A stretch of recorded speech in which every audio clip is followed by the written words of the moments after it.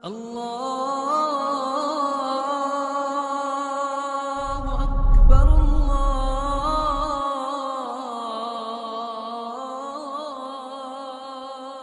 أكبر.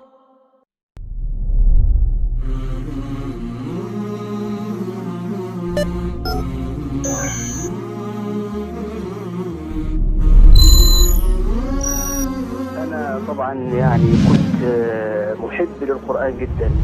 I believe that the Islam religion is the best religion for our people. إن الإسلام بدا غريبا. إنما دعوة إسلامية. فرأيت النبي عليه الصلاة والسلام.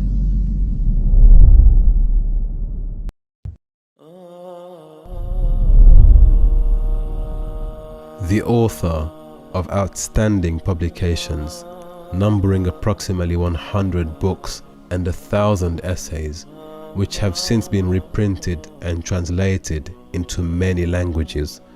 His legacy and influence continues to inspire and motivate unfolding generations of advocates to pure Islamic principles and orthodoxy in a world that is rapidly in favor of excluding religious thoughts and influence, in particular that of Islam, from the realms of public opinion and public policy. Aurangabad, the oft-celebrated town in the former princely state of Hyderabad, has become noted in contemporary history for having been the birthplace of a remarkable champion of Islam. Born on September the 25th in the year 1903, Abul ibn Ahmed Hassan Al-Maududi entered the world into the ranks of a noble family whose ancestry has been tracked back to some of the earliest proponents of Islam on the continent. أسرة عريقة في نسبها، فهي أسرة حسينية تنتهي إلى الحسين بن علي رضي الله تعالى عنهما. وكثر في الهند وجود الأسر العلوية الشريفة، والسبب هو أنهم هاجروا من اليمن خاصة واستقروا في الهند بأعداد كبيرة، إما هربا من الطغيان أو لأسباب غير هذا، نشر الدعوة الإسلامية أو للتجارة. فهنالك أسر هندية كثيرة وهم أعلام كبار، يعني المودودي عالم كبير وضخم. معنى جدته لأمه كانت تركية، وهو يعرف الفارسية ويعرف العربية، فهو يعني موسوعي الثقافة. The young soul was early introduced to religious gatherings, rituals and literature. At the tender age of 4 years old, Abul was already praying his 5 daily prayers in the masjid alongside his father. Under his father's ever-watchful eye, the young child successfully committed the entire Quran to memory and even memorized the Muwatta of Imam Malik. These remarkable skills were cultivated under the strict conditioning and supervision of a father who spared no effort or expense in ensuring that his son received the very best instruction and training from the comfort of his own home. Abul Maududi continued to study privately until he reached the 8th grade, at which point he was enlisted into a high school in Aurangabad known as Madrasa Furqaniyya. Although one of the youngest students there, his academic performance rapidly distinguished him from many of his classmates. The prodigious child began translating classical texts at 14 years of age. His astonishing accomplishments at such an early age may almost have been the subject of substantial envy and resentment from his peers, had he not already been known for his underprivileged socioeconomic background and for the severe poverty-stricken conditions that afflicted him during his teenage years. Driven by these appalling and desperate conditions, Abul A'la's father departed from his hometown and headed towards Bhopal in search of employment. Regrettably, this venture was yet another disappointment and became the cause of even greater suffering when his father succumbed to a disease that resulted in paralysis, leading to his death. Left with no inheritance and no estate to claim, the daily hardship of Abu A'la's family grew in intensity, and he subsequently discontinued his education for want of resources. However, it would not be long following the death of his father that Abul A'la began to engage in paid work in order to support his relatives financially. The rising star was appointed to write for a leading Urdu newspaper in Madhya Pradesh. He was approximately 17 years of age by the time his skills as a journalist began to flourish. He was soon appointed to the post of editor for a publication known as Al-Jamia, which was at the time one of the most influential and respected journals among the Muslims in India. Initially the work was very hard and the resources very minimal. Abul A'la found himself fulfilling all the functions, all the while spending the entire night researching, typing and exploring the subjects for the next issue to be published. After many years of dedication, effort and industrious initiative, his articles and publications began to draw the attention and admiration from some of India's most respected intellects and notable leaders, among whom were the likes of Sir Muhammad Iqbal. Although the people of India had formed a united front in their effort to oust the British colonial administration in favor of sovereign rule that was to be representative of all Indians, regardless of creed, Abul Al-Maududi and a growing number of Muslim thinkers were soon disillusioned with the promise of a united India, when what had previously been a gift and an advantage for the Muslims of India was now becoming a curse, for they were largely outnumbered by the Hindu and Sikh populations, whose representatives dominated the parliamentary seats and the governmental posts. كان الإنجليز يأخذون الهنود، وهذه كانت يعني معلومة للأسف الشديد، كانوا يأخذون هنود الهنادكة والسيخ والمسلمين على سواء، يأخذونهم ليقاتلوا الشعوب الأخرى، واستعملوهم في الحرب العالمية الأولى والحرب العالمية، استعملوهم أسوأ استعمال، كما استعملت فرنسا كنتم تذكرون الشعوب الإسلامية في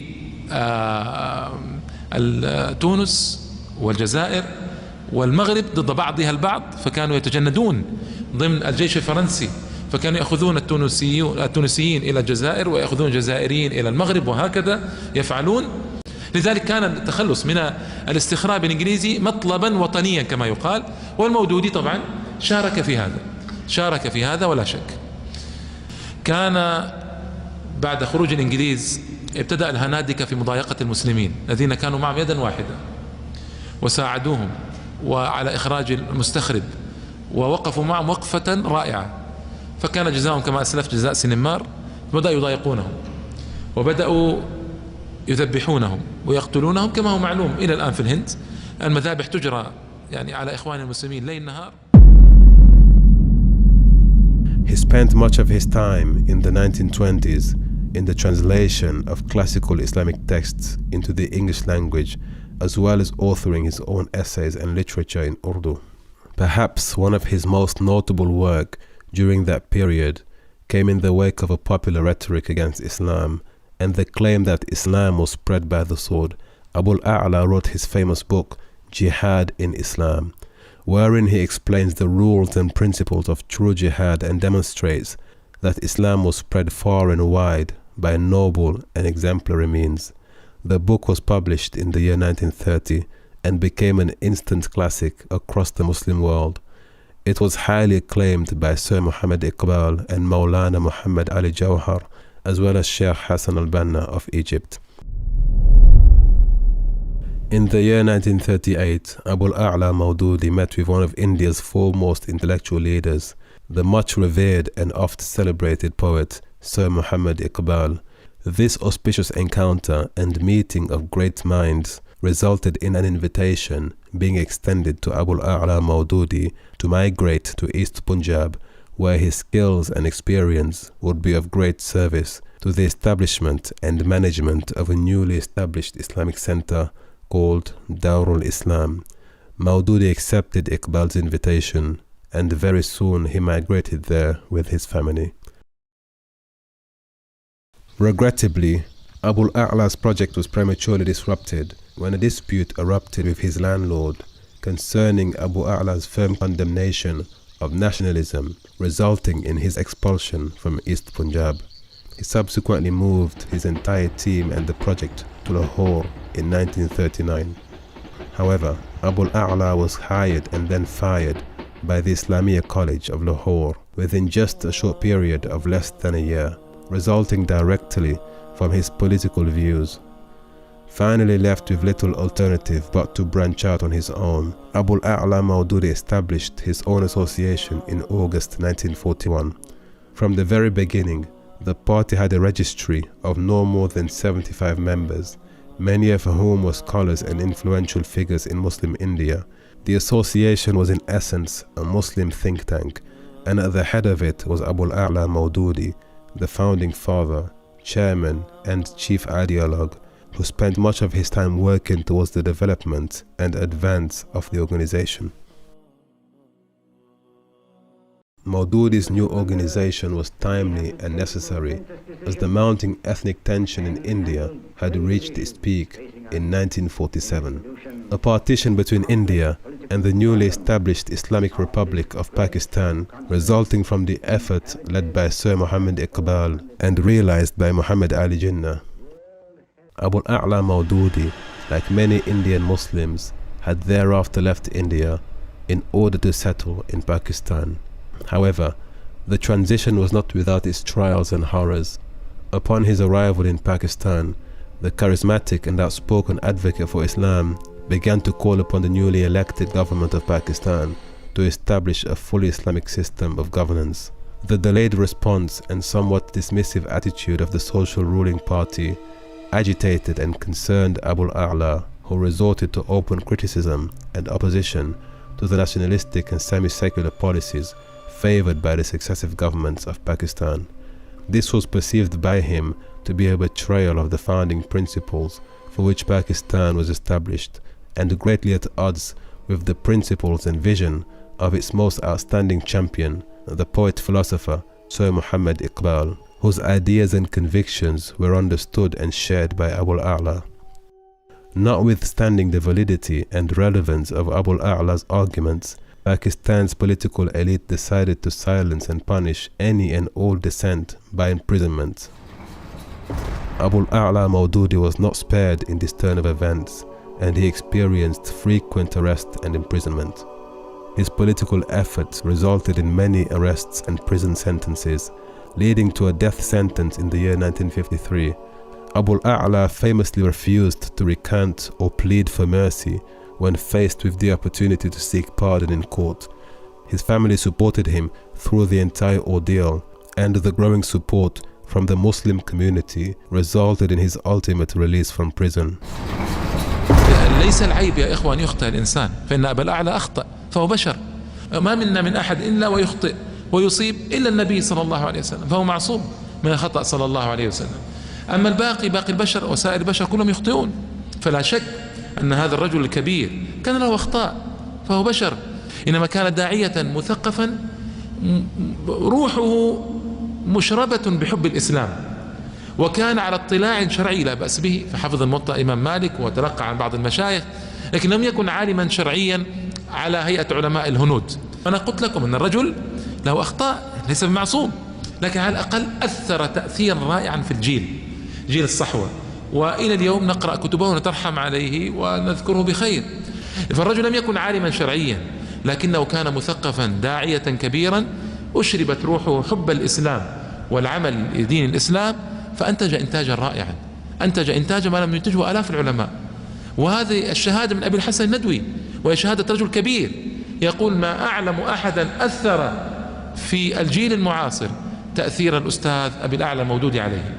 إذا وجدت إنسان يتكلم في الكبراء والعظماء بدون رادع من ولا وازع من ضمير ولا دين ولا خلق، يعني اعلم تماما أن هذا الرجل عنده مشكلة وعنده مرض.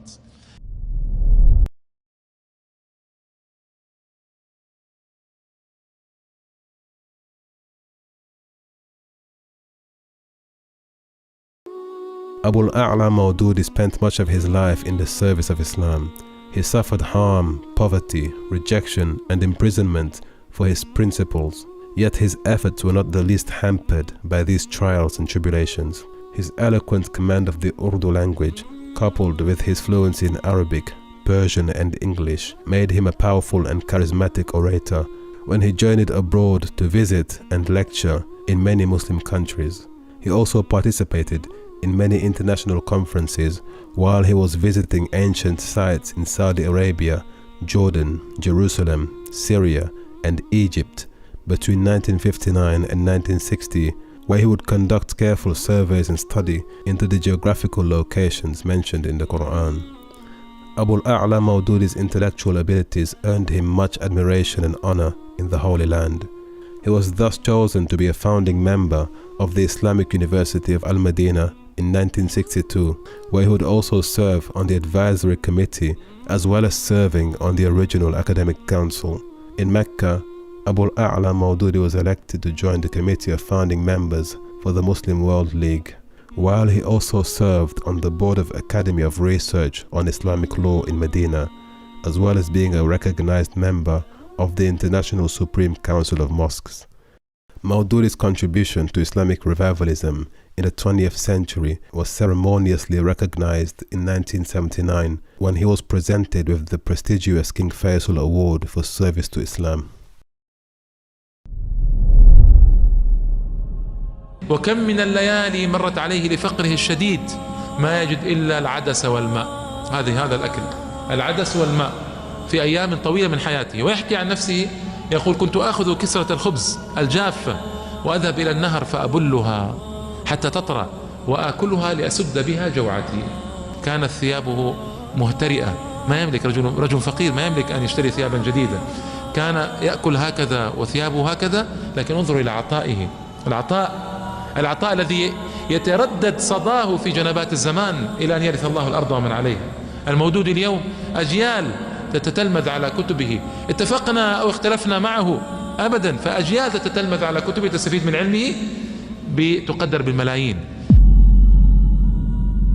As the final chapter of his remarkable life story came to a conclusive end, Abul Al-Maududi suffered from a chronic kidney disease that intensified, leaving him bedridden for some time. Thereafter he sought medical treatment in England and then in the United States, where his condition further deteriorated and he developed heart complications. He received the medical treatment in New York in a hospital where his son served as a physician. However, despite the efforts made to ameliorate his ailing condition, the battle was lost on the 22nd of September 1979. Following an operation. His life ended at the age of 76 years old, and his body was flown back home for burial.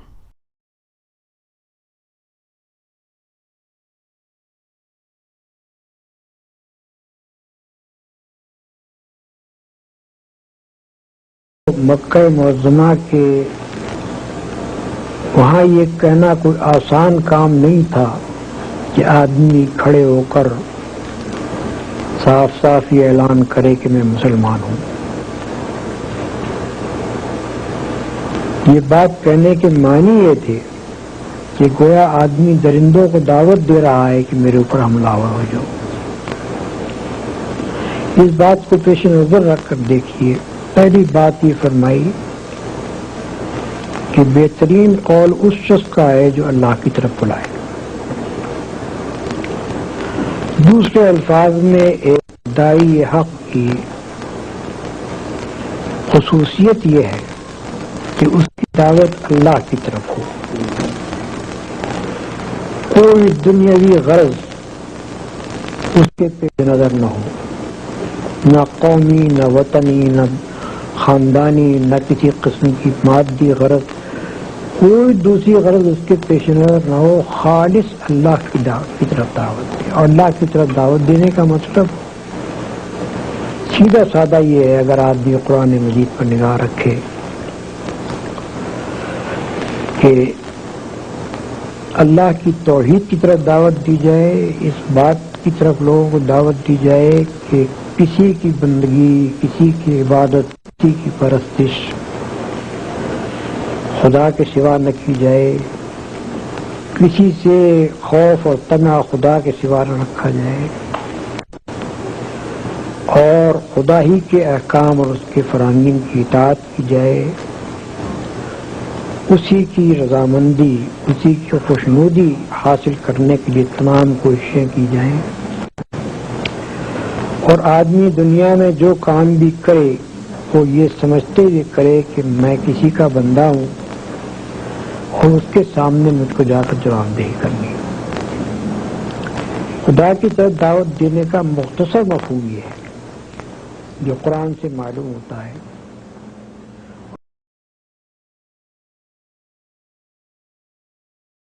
میرے سید میرے مرشد ابوالعلا ابوالعلا، میرے سید میرے مرشد ابوالعلا ابوالعلا، تیری فکر رسان خاک کے ذروں کو چمکایا، تیری فکر رسان خاک کے ذروں کو چمکایا، کہ تو سچ مچ فلک سے چاند تارے توڑ کر لایا، تیری فکر رسان خاک کے ذروں کو چمکایا، تیری فکر رسان خاک کے ذروں کو چمکایا، کہ تو سچ مچ فلک سے چاند